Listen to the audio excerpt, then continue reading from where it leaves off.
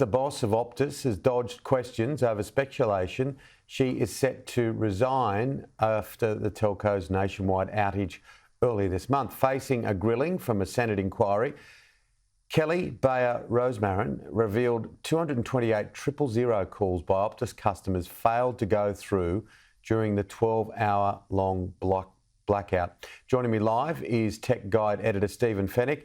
What did you make of it all, Steve? Yeah, good morning, Timmy. Yeah, I did watch the inquiry, and I've got to say, she actually conducted herself pretty well. She answered all the questions pretty frankly, and the question about her resignation, of course, was put to her. There was a report in the Australian Financial Review that she was considering resigning. She said that look, this isn't about me. This is about getting the outage, getting everything sorted out. And when pressed on the question, she said, look, I think I've answered that question. So she sidestepped it pretty well. But there was a lot of interesting information revealed, like the timeline as well. Like she I think, woke up just after 7, not realising that the network had been down for 3.5 hours already. You'd think that maybe she'd get that sort of crisis call, maybe wake her up earlier. I'm not sure, but she said that they held a crisis meeting between 7:45 and 8:30. They had their head of networks there as well. Lambo, who's their head of networks, and he was sort of talking about the fact that what caused the incident was actually a peering software update from Singtel, from their head office, and that tripped all the routers to shut down. There was a problem with the routing, and that's what caused the outage. He was saying that this was actually a defence mechanism that cost them, that caused the network to fail. But they're now putting things in place for this not to happen again.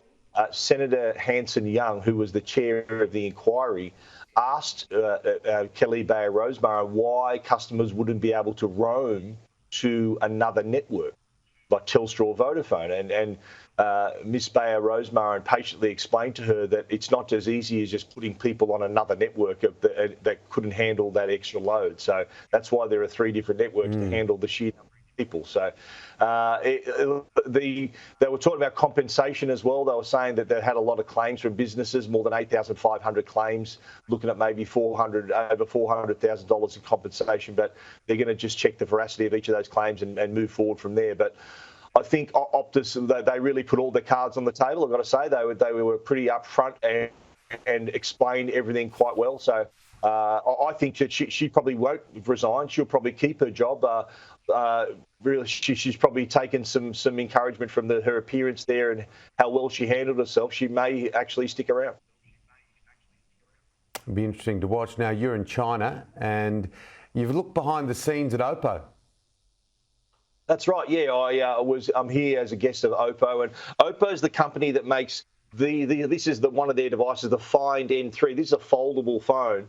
So this is one of many products they make, but I got a chance to get a look at the labs. I also had a look at their production line as well to see how they make their various devices, including the folding phones.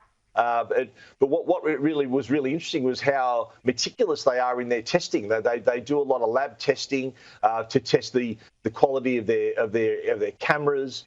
They also had a lot of fitness testing as well, because a lot of fitness and health information is in their devices and their smartphones as well.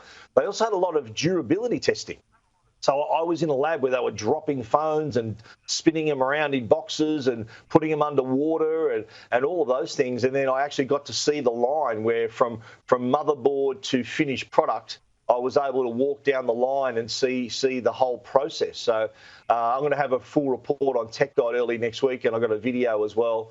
But it's just you see the phones and you really don't understand what goes into making that device. But I have a great idea now what takes place, the effort and the testing and all of those things that go into making that final product. Absolutely. Now, Google has partnered with Sydney Airport to create Indoor Live to make it easier to find your way around. Tell me. Yeah, this is a great. If you're going to Sydney Airport, it's Australia's biggest airport. Not very easy to get around. So what they've got Indoor Live View, which means that when you arrive at the airport, you're able to use augmented reality. So as you can see here, you hold up the phone and say you need to get to a gate, you need to get to a lounge, you might want to find something to eat. you might need an accessibility path, for a wheelchair or a pram. And so this app allows you to see on screen exactly the directions you need to go. And it actually puts the arrows up on the screen so you can see right in your view through the camera on your phone where exactly you need to go. So the first airport in Australia to have this. This is available in other areas, but really handy for those passengers, those travellers who aren't frequent travellers who need a bit of help getting around. They've now got it right in their pocket. Yeah, sounds great. When are you back from China? I leave tonight, so I'll be back first thing tomorrow. All right, buddy. Travel well. Good to chat. We'll do it again next week. Thank you, Stephen Fenech.